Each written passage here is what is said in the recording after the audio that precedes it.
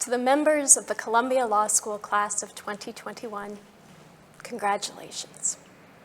Thank you for the immense honor of being able to be here and speak with you today. Teaching you, learning from you, has been one of the great privileges of my life. To the parents, grandparents, siblings, spouses, children, and all the loved ones who have cheered you on, lifted you up, and brought you back down to earth when you needed it most, congratulations to you as well. This has been a journey through law school unlike any before it. A journey for which none of you signed up, and yet one that you have navigated with strength and determination, leadership, and grace. This then is a moment to celebrate, a moment to pause and reflect, to consider that which has come before us and that which yet lies ahead. It is in that spirit of reflection that I want to begin today with a story. This is a story from a seemingly arcane case that has welcomed and confounded first-year law students for at least a century. It is a case that was there to greet you 3 years ago at the start and is here now at the end to help send you on your way. Family members, you may have heard your graduate reference this case as the one about the fox. If you don't know what I'm talking about, it's okay. All you need to know is that it takes place on a beach not far from here in Long Island when one winter day in 1804, a man set out in pursuit of a fox and watched in dismay as someone else got to it first. Made famous 2 decades later by a law professor here at Columbia, this case lays out the rules of what one has to do to acquire ownership over something. For better or worse, it continues to serve as an entry point into our profession. In its brief few pages, one can tease out some basic lessons in lawyering, how to move between levels of generality, mold rules into standards, and tread in the space between what the law is and what it ought to be. And yet, in the time that I have today, I want to suggest that this old case has one last parting lesson to teach us. And the lesson is simply this: every story we tell, every constellation of facts we assemble has a frame.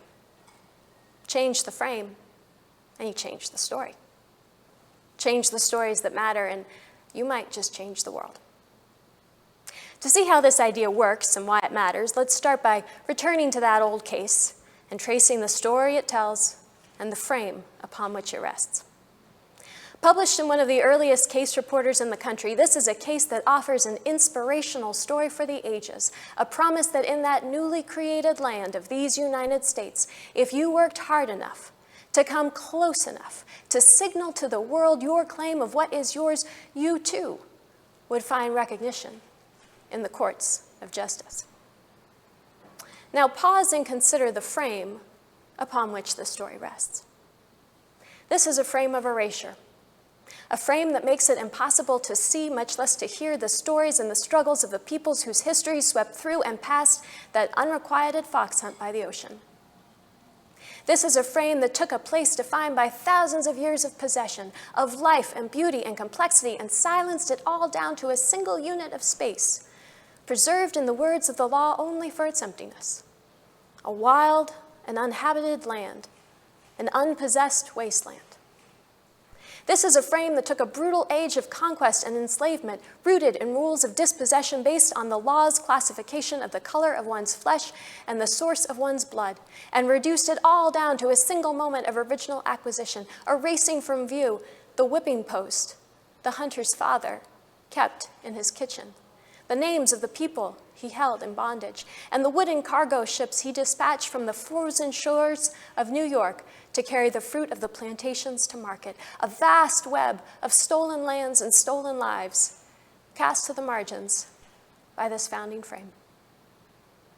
Hold on to that view for just a moment longer, and we can begin to glimpse how those who were the first to change this frame of erasure, those who were the first to speak with conviction and courage the truths that it silenced, began to change the arc of the world. Here we need to pull back the frame once more to watch as those wooden cargo ships that were once the chosen symbol of the United States Constitution descended along a coast preserved today as a land of fragments, North versus South, nation versus states, but was in fact a land of pathways, ancient waterways of commerce that had connected the towns and ports and plantations together for centuries. Here, we need to listen not to the Supreme Court justice whose words etched in stone kept the cargo ships in motion, a man who once shocked his architect with a request to keep those whom he enslaved in a cellar, a man who still sits encased in bronze in the entry to the Supreme Court. No.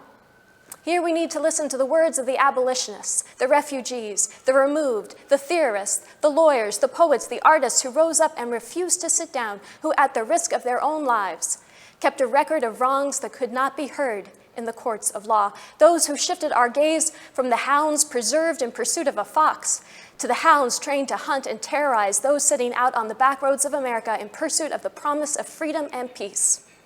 Those whose words and thoughts and struggles laid the foundations upon which we now stand today. We are the beneficiaries of those who dared to question that opening frame, those who lifted up and made audible the truths that it would not hold. As lawyers, leaders, teachers, we are duty-bound to continue the tradition they began. So today, as we send you on your way, I leave you with these parting words of advice. For those graced with the confidence in your thoughts and the command of your voice, cultivate the awesome power of listening.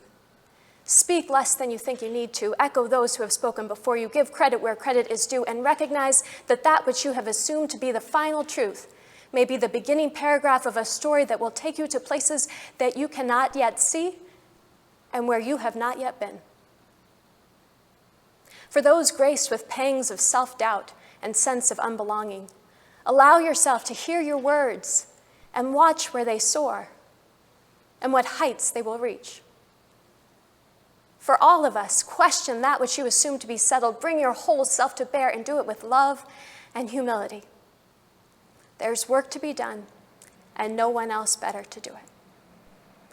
Class of 2021, keep changing the frame, and that long line of fixed yesterdays will give way to the as yet undetermined pathways of tomorrow. Keep changing the frame, and you will make this world a little more empathetic, a little more compassionate, a little more just. Class of 21, congratulations, and go get 'em.